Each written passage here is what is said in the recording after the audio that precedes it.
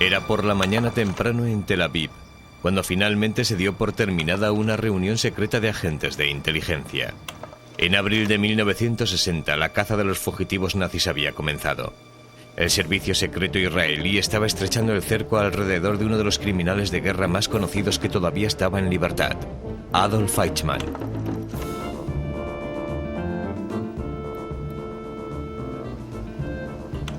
Tras haber finalizado la Segunda Guerra Mundial, incluso antes de haberse establecido el Estado israelí, los agentes judíos habían estado buscando a este objetivo. Un oscuro soldado alemán que ascendió a través de los rangos de la SS hasta convertirse en el experto en judíos de Hitler y del Tercer Reich.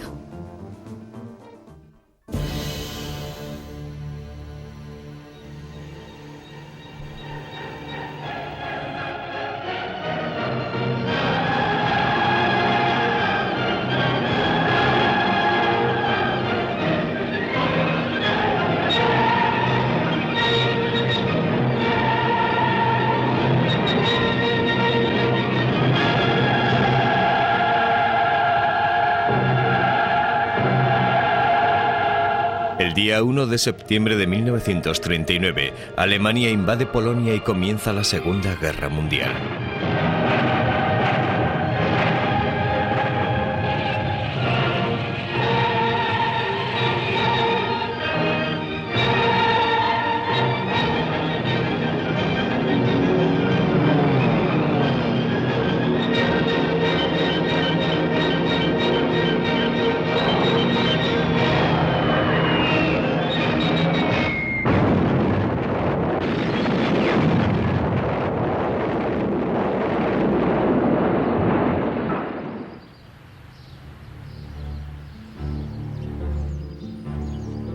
De enero de 1942. El encantador escenario de esta mansión en Fanse oculta el tema de la reunión que hay en su interior. Aquí, en una tranquila zona residencial de Berlín, queda resuelto el problema sobre qué hacer con los judíos. Oficiales nazis de alto rango se reúnen para decidir la suerte de casi 11 millones de personas. Adolf Eichmann, un oficial de la SS, presenta un plan. Como especialista en asuntos judíos de la Oficina 4B4 de la Gestapo y de la Oficina Central de Seguridad del Reich, soy el responsable del transporte de los judíos. Según nuestras pautas, la operación será ejecutada del siguiente modo. Una vez detectado, registrado y segregado un judío, será detenido. Firmará la cesión de todas sus posesiones, que pasarán a ser propiedad del Reich. Con una maleta y 50 marcos en efectivo será llevado a un remoto entronque de ferrocarril, donde será ubicado en un vagón para ser trasladado a su destino final. El plan de Eichmann es demoníaco, pero ingenioso en cuanto a su precisión. Utilizando la red de ferrocarriles europeos, prepara el trabajo de base para una auténtica proeza de coordinación. La operación crea nuevos empleos para los alemanes. Expansiona la industria del acero, no solo para cubrir las necesidades de fabricación de armamento, sino también para la ampliación de las nuevas líneas de ferrocarril. Los vagones que llevan su cargamento humano a los campos regresan cargados de mercancías para ser despachados a todo el continente. Se trata de una operación comercial cuidadosamente planeada e inspirada en una confabulación para cometer un asesinato en masa.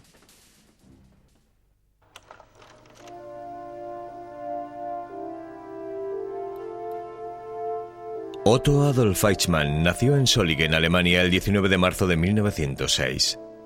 Cuando tenía 8 años de edad, la madre de Eichmann fallece y la familia se traslada a Linz, Austria, donde su padre se vuelve a casar. Viven en un apartamento del segundo piso del número 32 de Landstrasse. La madrastra de Eichmann es una mujer severa y dominante. Su padre trabaja en la compañía de tranvías y electricidad en el número 6 de Museumstrasse. Adolf Eichmann es retraído, un muchacho solitario y sin amigos. En la escuela lo ridiculizan por su tez oscura de aspecto casi semítico. Burlonamente sus compañeros de clase le llaman Der kleine Jude, el pequeño judío.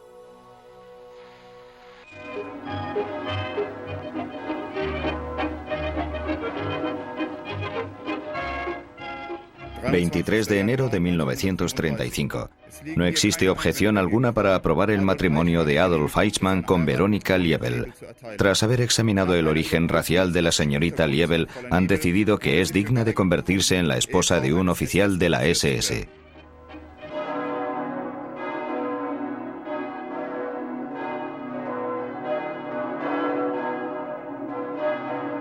Veronika Liebel es una devota católica procedente de Checoslovaquia. Se casan y se trasladan a una casa de campo situada en las afueras de Berlín. Allí nace Klaus, el primero de sus 4 hijos. Con su uniforme de la SS, Eichmann es la personificación del poder. Un infalible oficial nazi con debilidad por las mujeres. Tiene varias aventuras amorosas, incluida una con Maria Musenbacher. Una relación que posteriormente le costará caro.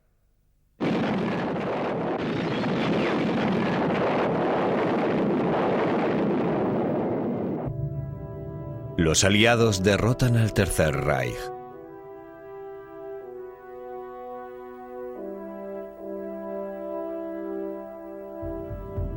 Es el 8 de mayo de 1945.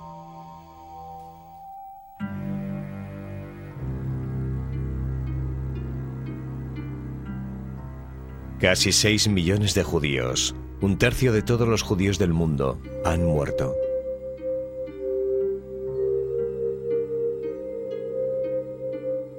Al terminar la guerra, los nazis tratan de eliminar las pruebas de sus crímenes. Eichmann destruye sus registros y fotografías y desaparece.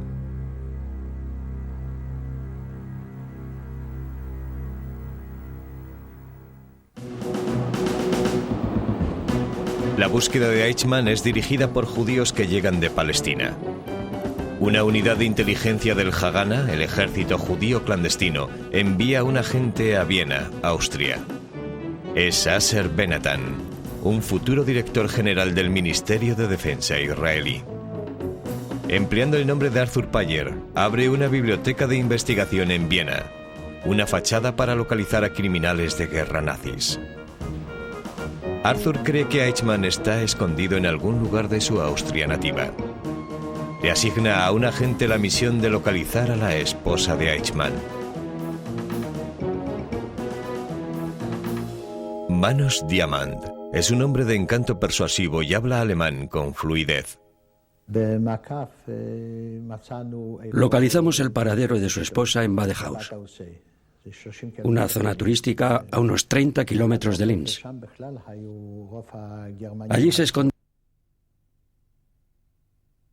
Vivía enfrente de la casa de la señora Eichmann. Y por casualidad, o tal vez no tan casualmente, llegué a conocer a los niños. Navegábamos juntos y salíamos a pasear, y durante unos meses me convertí en una especie de amigo de la familia. Sin embargo, ella no tenía contacto alguno con su esposo. Aparentemente sabía que la estaban vigilando. Diamant realiza sus investigaciones con una gran desventaja. Tiene un nombre y una larga lista de crímenes para guiarse, pero no tiene ni idea de cómo es Eichmann.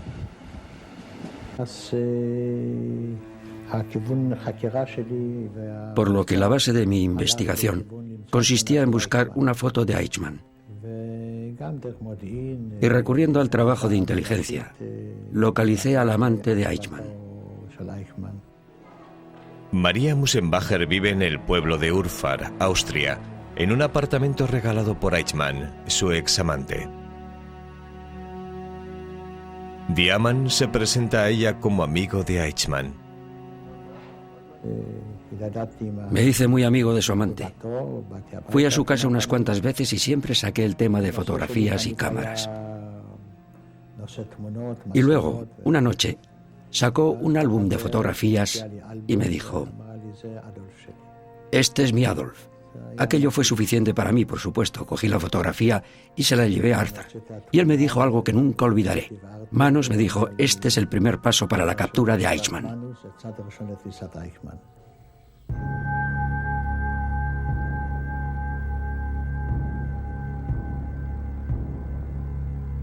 En los juicios por crímenes de guerra de Nuremberg, Alemania, el nombre de Adolf Eichmann se hace público como uno de los principales artífices de la solución final. Sabiendo que lo buscan, Eichmann busca refugio en los Alpes austriacos, huyendo de un escondite a otro.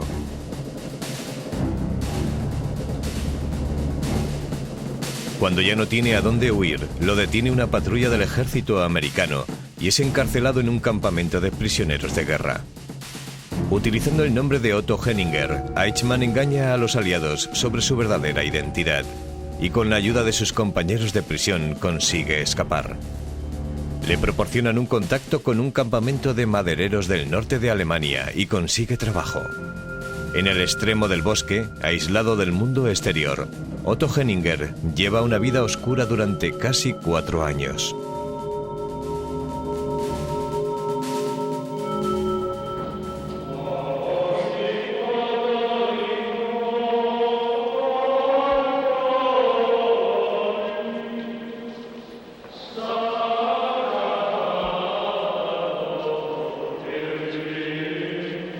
En 1949, Eichmann descubre que puede obtener una nueva identidad con la ayuda del Vaticano.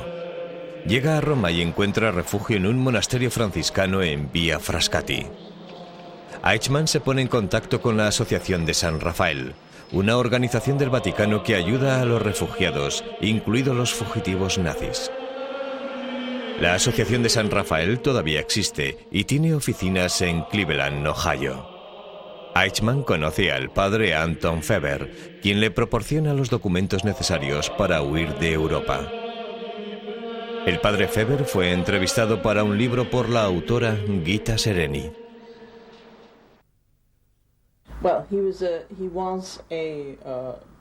Era un sacerdote palatino y era el representante de la Asociación de San Rafael en Roma. Y como tal, ayudó a Eichmann y a muchos otros. El fugitivo nazi es ahora un refugiado desplazado que viaja con un pasaporte del Vaticano. Le conceden un visado para ir a Argentina. El 14 de julio de 1950, en el puerto italiano de Génova, se embarca en el vapor Giovanna C. con una nueva identidad. Deja atrás el continente europeo confiando en que nunca tendrá que volver a esconderse.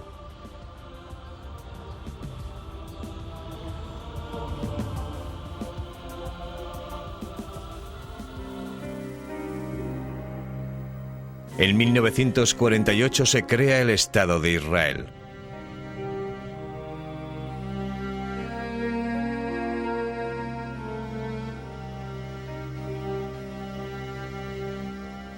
El expediente de Eichmann está ahora en manos del Mossad, la nueva agencia israelí de inteligencia extranjera. Isher Harel es uno de los primeros directores del Mossad. Tras haber sido nombrado director del Mossad, una de las tareas que me fijé fue encargarme de los criminales de guerra nazis. Se trataba de una misión natural para una agencia de inteligencia del Estado judío. Intenté conseguir todo el material posible sobre Eichmann, Mengele y unos cuantos más. Viajamos por el mundo siguiendo algunas pistas, desde África y Europa a Sudamérica.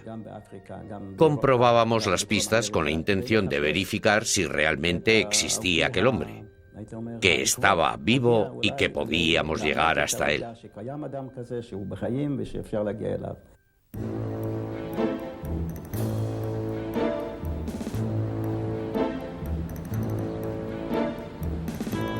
Adolf Eichmann llega al puerto de Buenos Aires en agosto de 1950. Presenta su nueva identidad y desaparece en las calles de la capital argentina. Creyéndose a salvo de una populosa comunidad de ex-nazis, Eichmann no es consciente de que en Argentina también viven miles de refugiados judíos procedentes de Europa.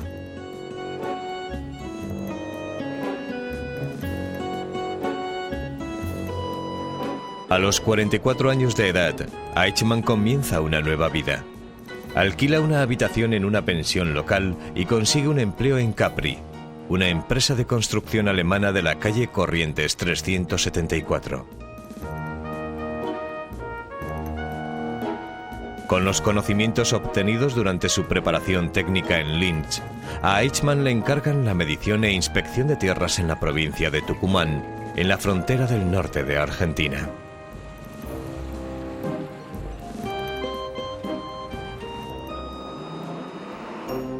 Navidad 1950. En Argentina empieza el verano, mientras que en Austria se aproxima el invierno. En el hogar de los Eichmann, en Linz, Verónica Eichmann recibe una carta de Tucumán. Es la primera señal de que su esposo está vivo. Verónica les oculta su existencia a sus hijos durante 2 años. Luego los prepara para trasladarse a Sudamérica, donde vivirán con su tío en Argentina.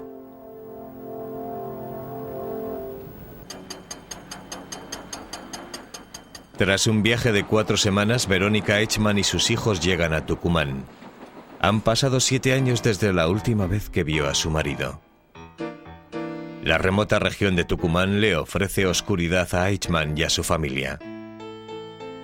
Pero en 1953 se terminan los contratos de Capri con el gobierno y se disuelve la compañía. Eichmann abandona el santuario de las montañas y las llanuras para llevar una vida más visible en una zona residencial de Buenos Aires.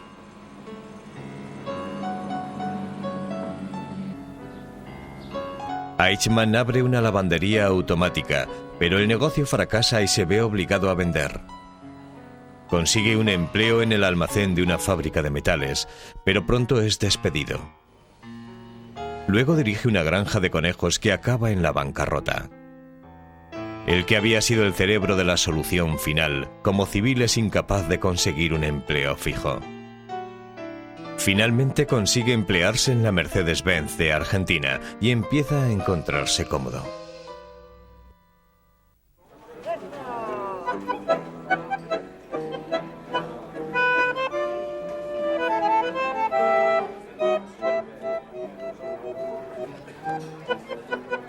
Los alemanes se han ido asentando en Argentina desde la década de 1930. En Buenos Aires, una ciudad de diversidad cultural y tolerancia, los nazis exiliados han encontrado un refugio seguro. Viven abiertamente en su patria adoptiva. Se reúnen en sus propios clubes y promocionan su propia cultura, adoptando sin embargo la tradición argentina.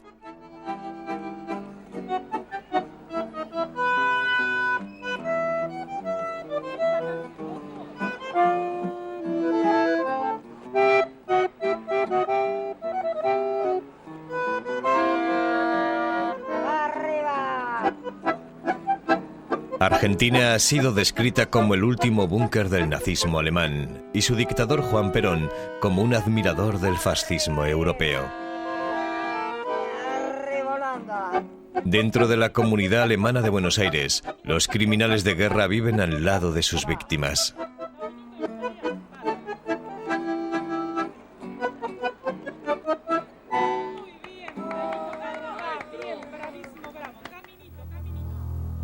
Lothar Hermann es un judío alemán, un superviviente de los campos de concentración, y es ciego. Vive en la zona residencial de Olivos en Buenos Aires con su esposa y su única hija, Silvia. Silvia conoce a un joven llamado Nicolás Eichmann. Vive con su madre y sus hermanos en la calle Chacabuco. Con ellos vive un hombre al que Nicolás solamente se refiere como su tío. Tomando a la familia Hermann por alemanes como él, Nicolás habla libremente sobre el papel de su padre en la SS y sobre cómo los nazis debían haber exterminado a los judíos. Mientras Lothar Hermann escucha, algo del apellido de Nicolás le resulta familiar. Sospechando algo, Hermann escribe a un abogado judío del distrito Hessen de Alemania Occidental. El doctor Fritz Bauer recibe la carta de Hermann en octubre de 1957. Bauer informa al Mossad israelí de que Adolf Eichmann puede estar viviendo en Argentina.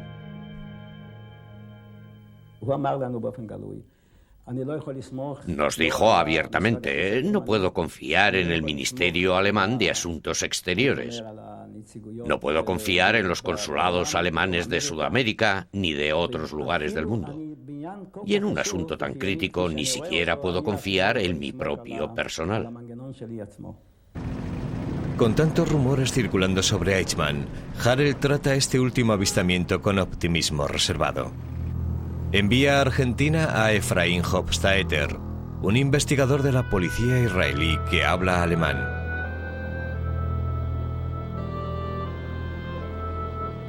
Hofstadter cree que Hermann y su hija son de confianza. Han situado la dirección de Nicholas Eichmann en una casa del número 4261 de la calle Chacabuco y encontraron 2 nombres en un contador eléctrico. Uno es Clement, el otro es D'Agosto. También descubren que el solar de la casa está registrado a nombre de Francisco Schmidt, un ciudadano austríaco. Hermann no tiene duda alguna de que la verdadera identidad de Schmidt es Adolf Eichmann. A Efraín Ilani, el agente del Mossad destinado en Argentina, le ordenan que investigue a Schmidt. Ilani informa que Schmidt no encaja con la descripción que tienen de Eichmann en el expediente. Duda que el infame oficial nazi viviera en un barrio de clase tan baja como la calle Chacabuco. Harel retira a su agente.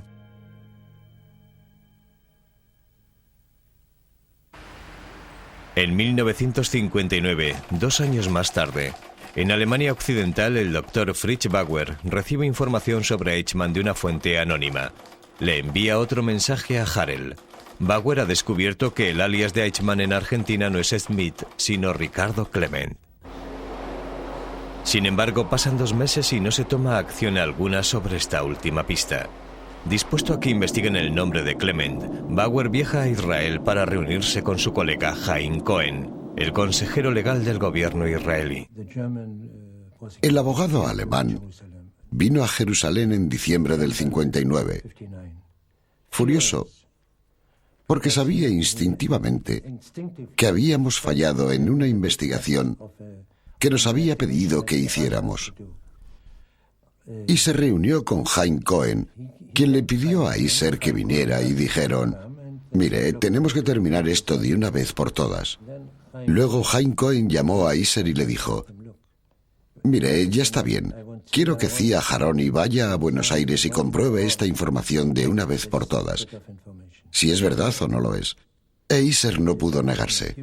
Quiero decir que no obedecía órdenes de Haim Cohen, solo obedecía las órdenes del primer ministro, pero no se podía negar a la petición hecha por Bauer y Haim Cohen, y dijo: de acuerdo, vete. En febrero de 1960, Zia Haroni, el agente del Mossad, viaja a Buenos Aires para buscar al hombre que puso en práctica la solución final.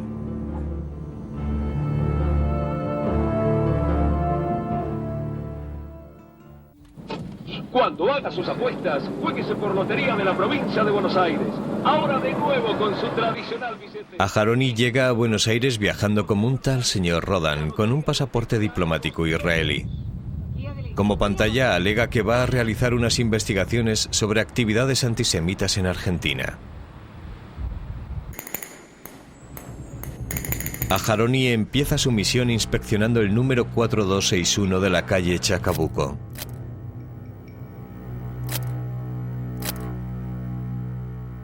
Para evitar sospechas, envía a un voluntario local a inspeccionar la casa. Está vacía, con la excepción de unos pintores.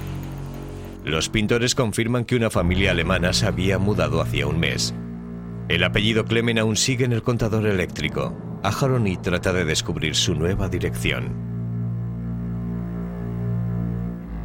El 4 de marzo, según mi expediente, era el cumpleaños del hijo mayor de Eichmann, y pensé que debía utilizar aquel dato. Compré un regalo, un encendedor bastante caro, lo envolví en la embajada, y una de las chicas de la embajada escribió: para mi amigo Nicky, con mis mejores deseos. Y llamé a otro muchacho, a uno de aquellos ayudantes judíos, y le dije: lleva esto a Chacabuco y pregunta por Nicholas Clement. Se trataba de que, como siempre, y lo sé por experiencia, La gente está más dispuesta a ayudarte si hay algo que entregar.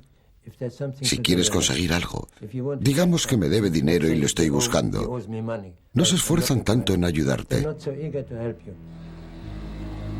Esta vez los pintores le dicen al voluntario que un hijo de la familia Clement sigue trabajando en un garaje cercano. Allí le entrega el encendedor a Dieter, el hermano de Nicholas Eichmann. Decidí que teníamos que seguir a Dieter cuando saliera del trabajo. Tenía que ir a casa y entonces descubriríamos dónde vivía.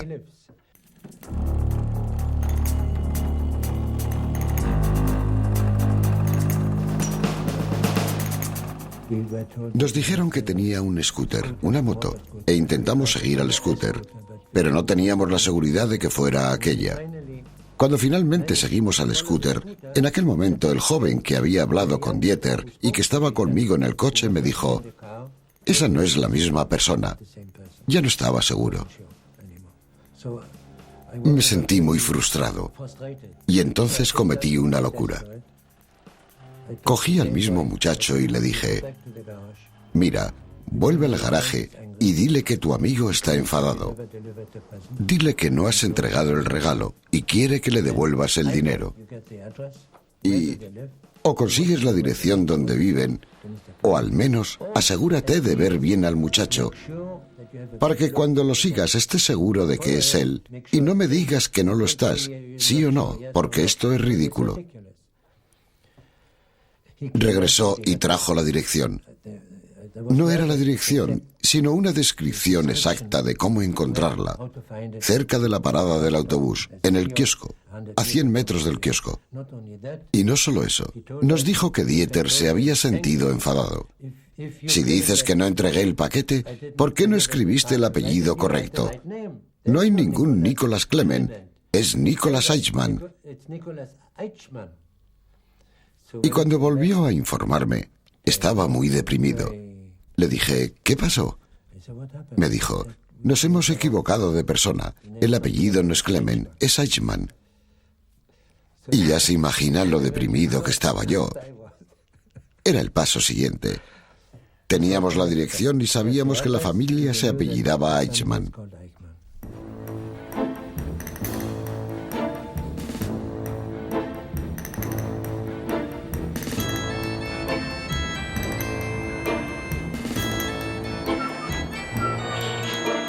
La familia Eichmann se había mudado a San Fernando, una comunidad pobre en las afueras de Buenos Aires. Tiene poco que ofrecer, excepto obreros que realizan trabajos manuales en la ciudad. La mayoría de las casas no tienen agua corriente, ni instalación de agua, ni electricidad. Ni una dirección que se pudiera ubicar.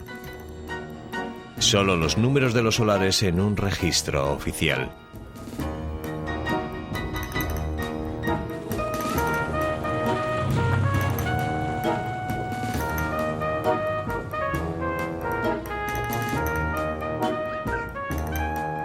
Aharoni cuenta con la ayuda de otro voluntario.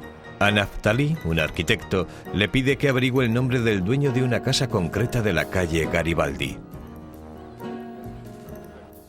2 días después, volvió con una sonrisa de oreja a oreja.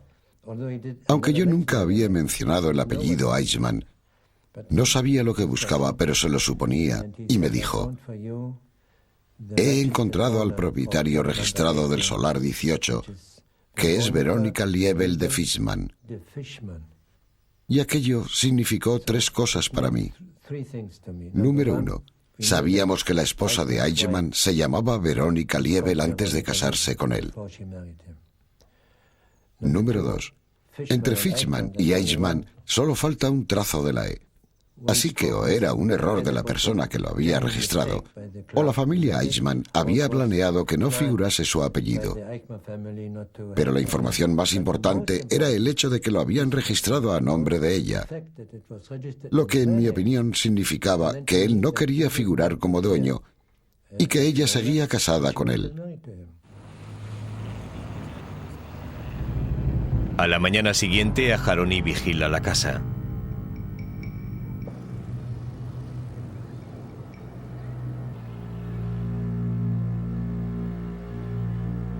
Paso a paso se va acercando a ella.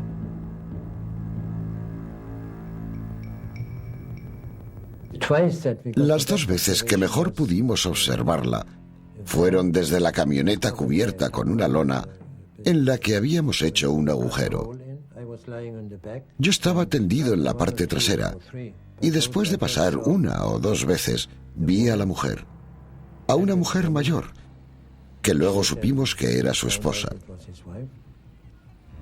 Vi a un pequeño de unos 6 o 7 años jugando fuera, en el jardín, que luego supimos que era su 4º hijo, que había nacido tras reunirse con su esposa en Argentina. Y vi a un hombre que encajaba en cuanto a edad, estatura y descripción, que encajaba en cuanto a la descripción general de Eichmann. Aharoni va apresuradamente a la embajada y envía un mensaje cifrado urgente a la sede del Mossad en Tel Aviv. El conductor es rojo. Ha encontrado a Eichmann.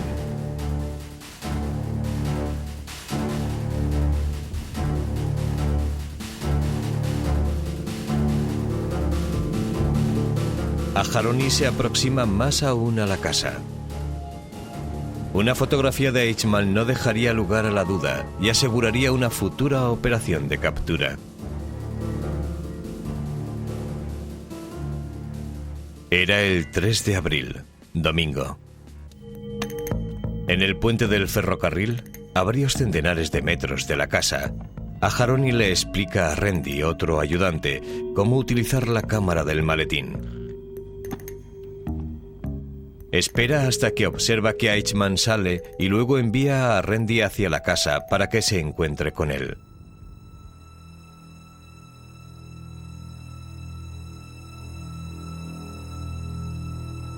La lente de la cámara asoma por un pequeño orificio de la cerradura. Un mecanismo oculto acciona el obturador.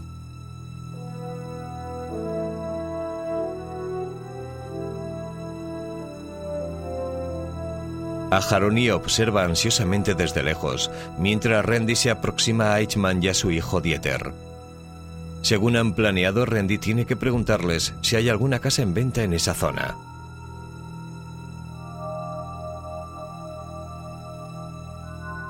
Randy acciona el disparador. Los resultados son fotografías del tercer hijo, Dieter. Y las primeras imágenes nítidas de Adolf Eichmann en 15 años.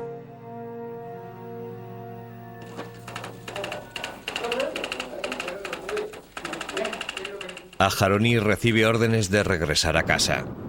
En el vuelo de enlace de Europa a Israel se encuentra con su jefe, Iser Harel, que viaja en el mismo avión.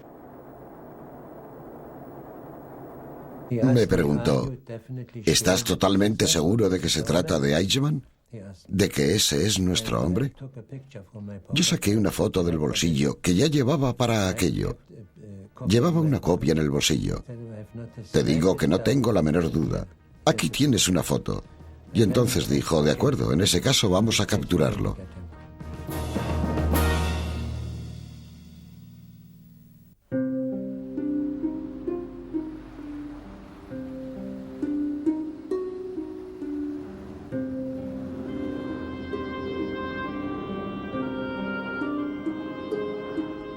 Una cálida tarde de Tel Aviv, en abril de 1960, Iser Harel informa al primer ministro Ben Gurion que Eichmann ha sido localizado.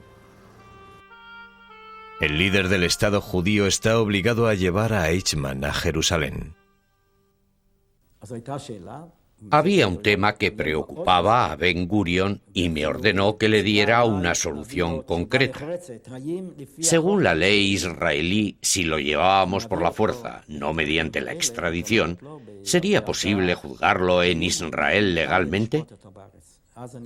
Recurrí al consejero legal del gobierno, que entonces era Haim Cohen, y le revelé nuestros planes, lo que ya de por sí resultaba problemático, puesto que él era el encargado de aplicar las leyes de la nación y yo le estaba diciendo cómo las iba a infringir.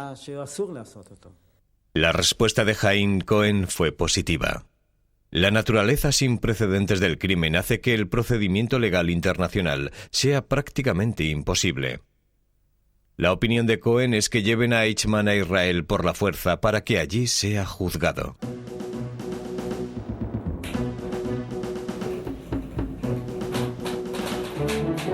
Harel elige a 13 agentes para formar un equipo para la operación Eichmann. Su misión consiste en capturar a un hombre en un país extranjero, a 14.400 kilómetros de distancia, y llevarlo a Israel clandestinamente. Habrá planes de viaje, documentos falsificados, casas seguras, rutas de huida, tapaderas y docenas de planes alternativos. Se esboza un árbol de posibilidades en el que se contemplan todas las contingencias y los peores panoramas. Cada miembro del equipo es un especialista en operaciones clandestinas. Rafael Eitan, jefe de misiones especiales, es el elegido para dirigir la misión. Afran Shalom, experto en operaciones de campo, es el segundo de Eitan. Dani Shalom, falsificador de documentos. Efraín Ilani, destinado en Sudamérica, experto en Argentina, su sociedad, sus leyes y sus costumbres. Zev Keren, el miembro del equipo capacitado para todo. Zim Malkin, preparado para capturar a Eichmann durante el secuestro y experto en disfraces. Y Zia Haroni, habla alemán con soltura, interrogador personal de Eichmann. Elegí una combinación de hombres del Mossad, hombres que sabían cómo trabajar en el extranjero y que se podían adaptar a necesidades especiales. Junto con ellos elegí a miembros del personal de operaciones que podían planear la misión además de ejecutarla, y le di el puesto a Rafael Eitan. Fui formando un plan básico gradualmente. Elegí a la gente. Elegí a 7 personas de mi equipo, de la división de operaciones.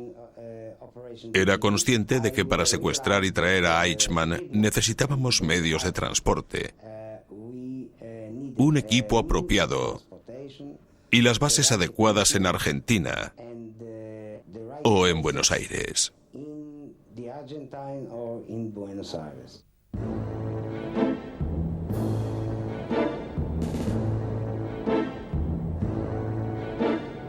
El 22 de abril, Zia Haroni, el agente del Mossad, regresa a Buenos Aires como un hombre de negocios alemán, parte de un equipo de avanzadilla de 4 hombres. Su misión consiste en realizar el trabajo preliminar para el equipo de captura que llegará una semana después. Finalmente se unirá a ellos Isser Harel, el jefe del Mossad. Hay tanto en juego que Harel correrá el inusual riesgo de seguridad para dirigir la operación personalmente. El mismo día que llega el grupo de avanzadilla, el director segundo, Afran Shalom, insiste en ver la casa que Zia Haroni había localizado. A las 8 de la tarde, los 4 miembros del equipo van en coche a San Fernando. Observan algo que iba a ser vital para planear el secuestro. Mientras pasábamos por delante de la casa, entre el kiosco y la casa, que solo está a unos 100 o 150 metros, vimos a Eichmann que iba caminando por la calle hacia su casa. Afran Shalom fue el primero en verlo y dijo en voz alta: ahí está nuestro hombre. Frené el coche demasiado bruscamente. No había motivo alguno para aquel frenazo, y eso pudo haberle preocupado. Pero como decía, frené el coche y observamos cómo caminaba por la calle hacia su casa. Y en eso tuvimos suerte realmente, porque resultó que todas las tardes volvía a casa en el mismo autobús, a eso de las 8, y caminaba hasta su casa.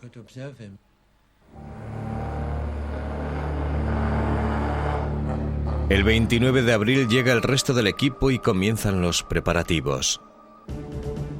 Se elige una farmacia local para cualquier fármaco que pueda necesitarse. Se compran artículos de ferretería para construir un cuarto sellado dentro de una casa segura. Se llega a un acuerdo con una tienda de fotos para revelar por la noche los documentos falsificados por el agente Danny Salón. El equipo alquilará varias casas seguras con unos requisitos muy concretos. Tienen que ser grandes y situadas en vecindarios de clase alta para que les garanticen privacidad. Tienen que tener más de una entrada, un garaje anexo con capacidad suficiente para 2 coches y un cuarto sellado en el piso superior para retener a Eichmann y todo invisible desde la calle. En una reunión que tiene lugar por la noche en la casa segura principal, los agentes finalizan el plan de captura. Este mapa original muestra la parada del autobús de la ruta 202, a la que se espera que llegue el autobús 203 a las 7:45 de la tarde. El objetivo caminará hacia su casa por la calle Garibaldi. Los secuestradores le esperarán aquí, con el coche de apoyo aparcado a varios metros de distancia. Tras capturar al objetivo, ambos coches abandonarán la zona, siguiendo una ruta designada anteriormente hasta la casa segura.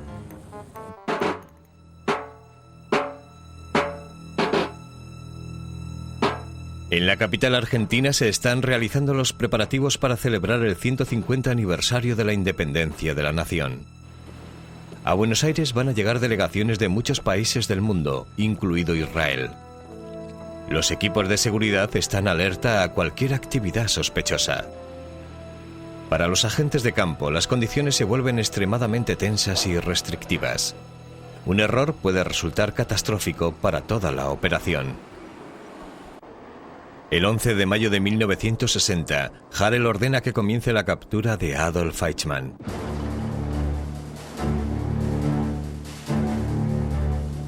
El coche del secuestro es conducido por Ziv Aharoni, acompañado por Ziv Keren. Sentados en el asiento trasero están Rafi Aitan, el jefe de la operación, y Zi Malkin, encargado de capturar al objetivo. Afran Salón está al volante del coche de apoyo con el doctor preparado por si se diese una urgencia médica. Zi Keren va a mirar debajo del capó, fingiendo estar inspeccionando el motor.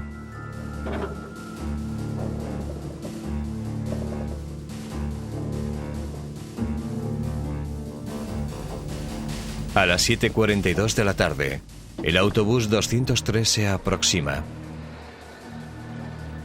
A la hora habitual de llegada, el autobús 203, en el que generalmente iba a casa, no se detuvo en el kiosco. Siguió de largo. Era evidente que no estaba en el autobús. Fue una enorme decepción. Esperamos 10 o 15 minutos. Llegó la hora de irnos según habíamos acordado por anticipado, pero Rafi decidió, no, nos quedamos.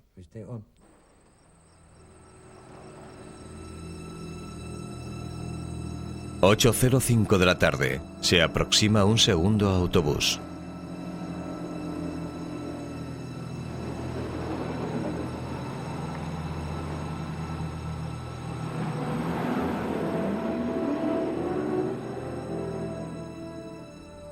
El autobús se detuvo y se apeó un hombre.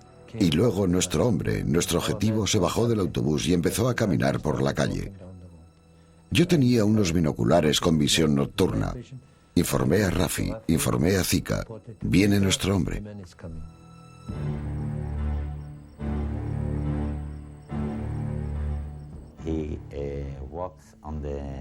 Caminaba por la calle Garibaldi a unos 50 metros de su casa. Y allí esperaba yo. Y estaba un poco lejos porque no quería que me viera llegar cuando me acercara. El agente Zi Malkin espera el momento para el que se ha estado preparando. Al acercarse el objetivo al coche, Aharoni se da cuenta de algo en lo que no se había fijado antes. Le señalé con la mano a Zika y le dije, ese hombre lleva una mano en el bolsillo. Cuidado por si tiene una pistola. Se te mete en la mente, no puedes evitarlo. E hice un pequeño cambio. Tendría que sujetarle la mano y sujetarlo a él con la otra mano. Y empecé a caminar. Él venía caminando por un lado y yo iba por el otro. Lo calculé con exactitud para no encontrarnos lejos del coche. Y le hice una pregunta.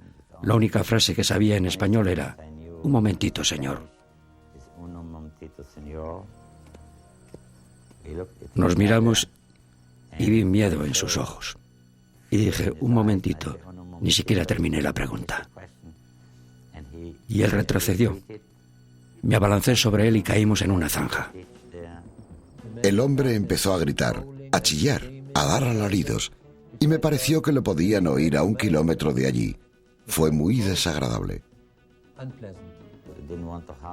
No quería hacerle daño, ya que al hacerle daño se le podía romper el cuello o algo así. Y le di la posibilidad de respirar, y él aprovechó la oportunidad para gritar.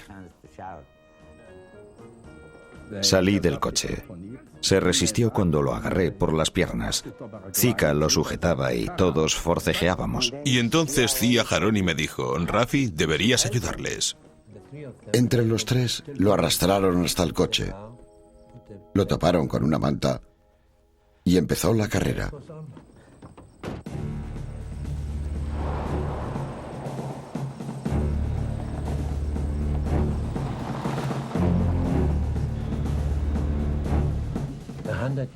A 100 metros de su casa, le grité en alemán, siéntese y estése quieto y no le pasará nada. Si se resiste, le dispararemos. Lo mataremos. Silencio, no pasa nada. Y le grité en alemán, ¿ha entendido? No contestó. Y le grité en castellano, ¿qué lengua habla? Tampoco contestó. Silencio. Pensé que podía haber perdido el conocimiento. Después de habernos alejado de medio kilómetro a 1 kilómetro aproximadamente, es decir, al cabo de unos 3 minutos, le oí decir muy claramente, empleando un alemán muy bueno, ya me he resignado a mi suerte. Aquel fue un indicio muy importante. Supe que aquel era nuestro hombre. Era alemán. No estaba muerto. No estaba inconsciente. Y algo le remordía la conciencia. Se había encontrado con su suerte. Como precaución, el coche gira y se desplaza en dirección contraria. El coche de apoyo va siguiendo al coche de huida, listo para intervenir si surgiera algún problema con la policía. Los coches se detienen 3 veces para cambiar de matrícula. A las 9 de la noche llegan a la casa segura.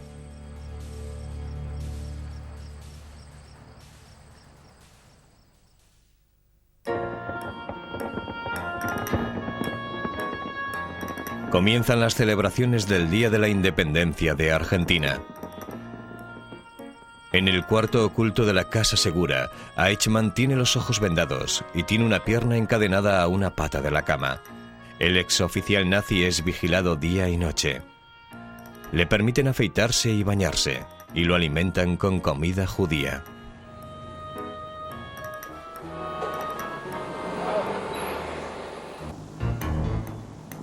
La siguiente fase de la operación Eichmann tiene lugar en Israel.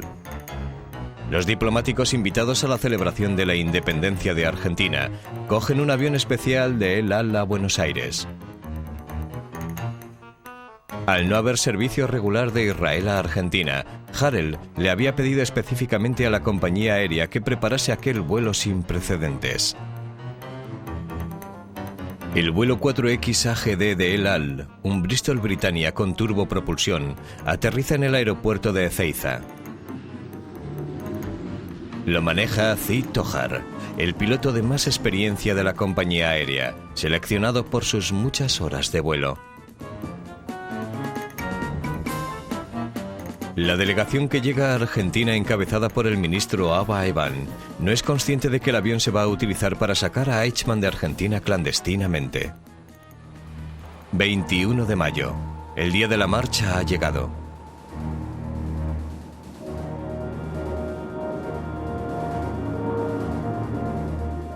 Harel espera la llegada del equipo al aeropuerto. En la casa segura le dan un sedante a Eichmann. Lo visten con el uniforme de un tripulante de El Al. un pasaporte falsificado le da al ex-nazi una nueva identidad como ciudadano israelí. Sedado, lo llevan en coche al aeropuerto.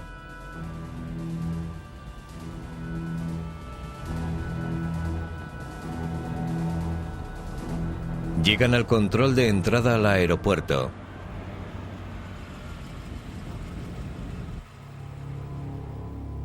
Y se les permite el paso.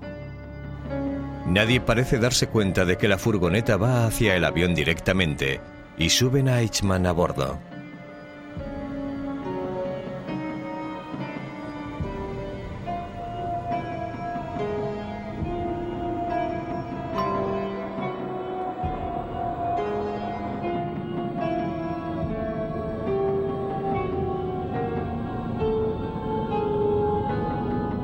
Adolf Eichmann se encuentra ahora en manos de los israelíes por completo.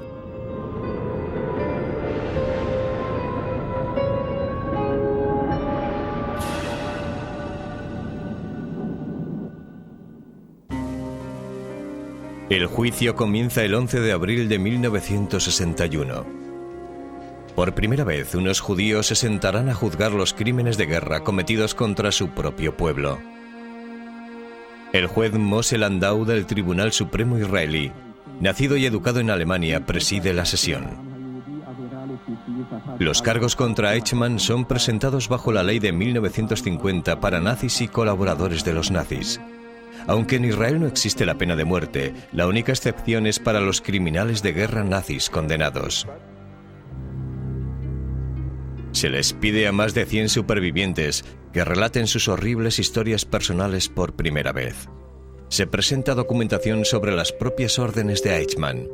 El fiscal demuestra que Eichmann había ejercido su propia autoridad. Los jueces anuncian su decisión a una sala en silencio. El acusado es sentenciado a muerte. Será la única vez en la historia de Israel en la que se ejecute la pena de muerte.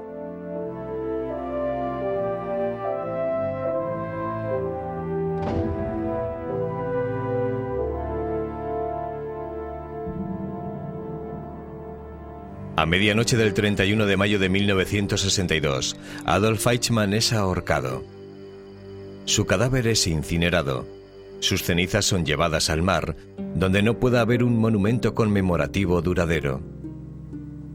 Michael Giladi tiene la responsabilidad de deshacerse de sus cenizas. Introdujimos las cenizas en la urna. Me sorprendió lo poco que quedaba de él. Instintivamente, en aquel momento, recordé algo que había vivido cuando estuve en Auschwitz. Nos habían conducido a un enorme montón de cenizas.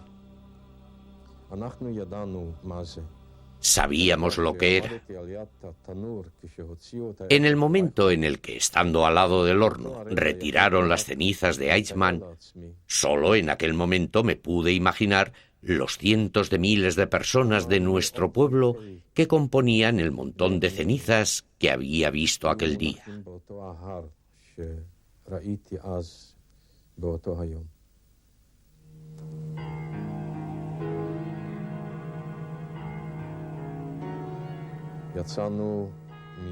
Nos adentramos más de 6 millas en el mar. Salimos de las aguas territoriales de Israel y luego esparcimos las cenizas. Yo conseguí recitar el verso: así mueran todos tus enemigos, oh Israel.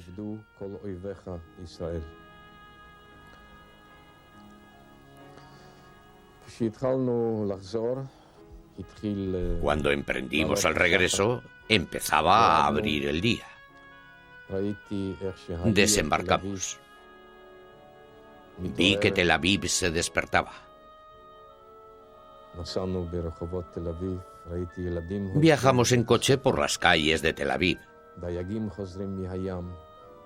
Vi a niños que iban a la escuela, a pescadores que volvían del mar. El sol lucía sobre la ciudad judía, sobre mi país. Y en aquel momento sentí, tal vez, cierto consuelo. Tuve una sensación de tranquilidad después de la tempestuosa noche que había pasado.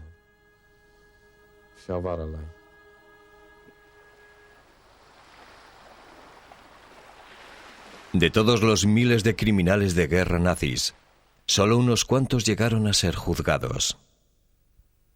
El juicio de Adolf Eichmann no fue motivado por querer vengar sus crímenes, sino por creer en la justicia para sus víctimas y para cerciorarse de que el mundo lo sabría.